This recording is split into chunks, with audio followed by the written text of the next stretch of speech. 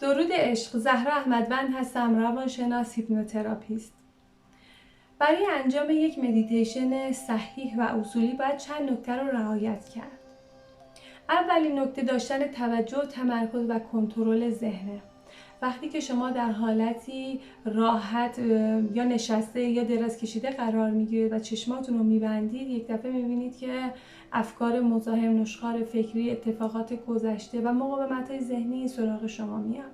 شما وسواسگونه با اینا برخورد نکنید. نگید که اصلاً نباید هیچ فکری باشه که من بتونم مدیتیشن انجام بدم. نه. وقتی که این افکار به سراغ شما اومدن، شما توجهتون رو ببرید به دم و بازدمتون، به اون هوایی که وارد بدنتون میشه و خارج میشه. اون فکر میره کنار. یه دفعه میبینید یه فکر دیگه میاد.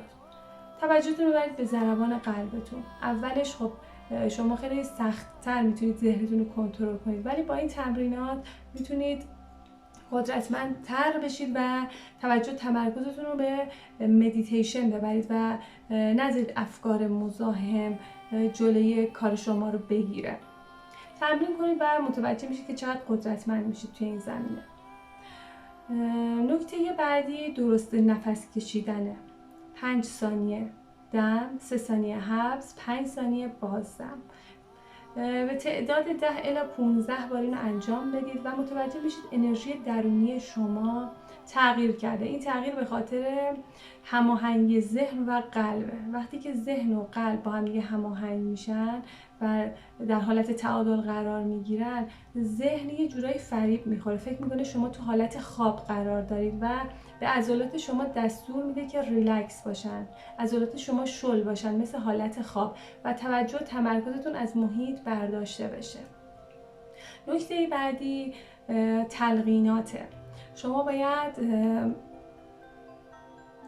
بر اساس اون هدفی که مدیتیشن انجام میدید، اون خواسته ای که دارید، جملاتتون از قبل تهیه کنید. جملات تلقینی میتونه تأکیدی باشه، میتونه بیانی باشه. تأکیدی مثل اینه که من ثروتمند هستم. بیانش میشه من در حال ثروتمندتر شدن هستم. بیانی ها خب مقاومت ذهن رو دور میزنن. تأکیدی خب یه مقداری میتونه مقاومت ذهن رو تحریک کنه. ولی خب مثلا بستگی به هدف شما داره. شاید اصلا شما یه آدم خیلی ثروتمند هستید و ذهن شما هم قبول کنه و از جملات تأکیدی استفاده کنید. پس بر اساس هدفی که دارید جملاتتون رو از قبل آماده کنید و توی مدیتیشن اونا رو خیلی درست و صحیح بیان کنید.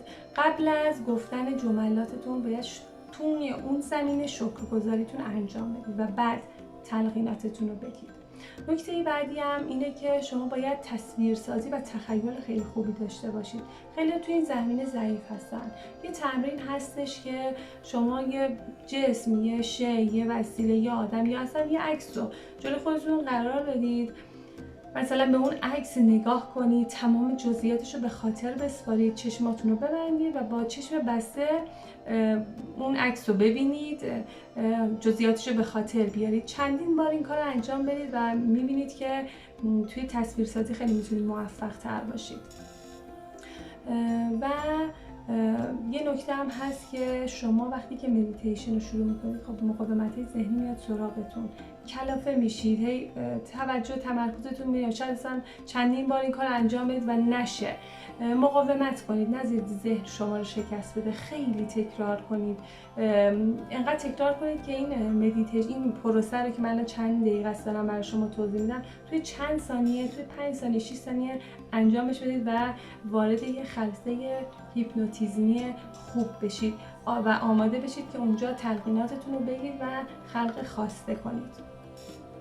یه نکته هم وجود داره که من خیلی دوست دارم کسانی که مدیتیشن میکنن از حاله سپرهای محافظتی استفاده کنن. خب اساتید من اصلا اینو زیاد قبول ندارم، میگن برای مدیتیشن های معمولی از سپر نمیخوایم استفاده کنیم، ولی من تاکیدم اینه که از سپر استفاده بشه. مثلا شما فکر کنید مدیتیشن رو برای تلپاتی انجام میدید. وقتی که شما وارد فرکانس ذهنی شخص مقابلتون میرید، خب اون توی ناخودآگاهش خب خیلی اتفاقات هست، خیلی انرژی های منفی میتونه باشه. وقتی که شما سپر داشته باشید اون انرژی های منفی وارد حاله شما نمیشه و انرژی شما رو مصرف نمیکنه. ولی وقتی که سپر نباشه خیلی راحت شما میتونید اصلا تو فرکانس ذهنی اون شخص بمونید و آثار مخربش رو توی روح و جسم و ذهنتون ببینید. پس سعی کنید از سپر محافظتی استفاده کنید. سپر محافظتی میتونه یه حاله باشه، یه حاله‌ای که شما رو حفاظت میکنه. این سپر رو تصویر سازی کنید. وقتی که نفس‌های عمیقتون رو کشیدید و خواستید قبل از گفتن جملات تأکیدیتون خودتون رو توی یک حاله نور که به صورت تخم مرغ ماننده ببینید و دور اون حاله یک حاله کوچیک و باریک آبی رنگ ببینید. این سپر رو همیشه داشته باشید، یعنی هر موقع خواستید مدیتیشن کنید و وارد خلسه بشید این سپر رو برای خودتون روشن کنید و وارد خلسه بشید، تلقیناتتون رو بگید، تصویرسازی کنید، شکرگزاریاتون رو انجام بدید و بعدش هم وقتی که مدیتیشنتون داشت تموم میشد سپرتون رو خاموش کنید، از سپرتون تشکر کنید که از شما محافظت کرده، شکرگزاری کنید و با چند نفس عمیق به محیط برگردید.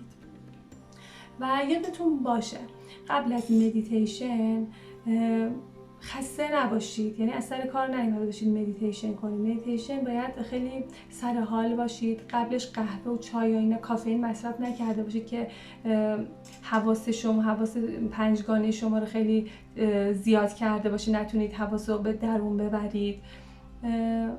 دوش گرفته باشید، توی حالت ریلکس باشید. وقتی که مثلا درد دارید، جایی از بدن درد میکنه، مدیتیشن انجام ندید. گرسنه نباشید، خیلی سیر نباشید. این نکات رو رعایت کنید و یک مدیتیشن صحیح رو انجام بدید و خواسته هاتون رو خلق کنید. با مدیتیشن شما میتونید زندگیتون رو بسازید، میتونید سلامتیتون رو برگردونید، ثروت، هر چیزی رو که بخواد، تلپاتی، هر چیزی که بخواد میتونید با مدیتیشن انجام بدید. بهترین نسخه خودتون باشید.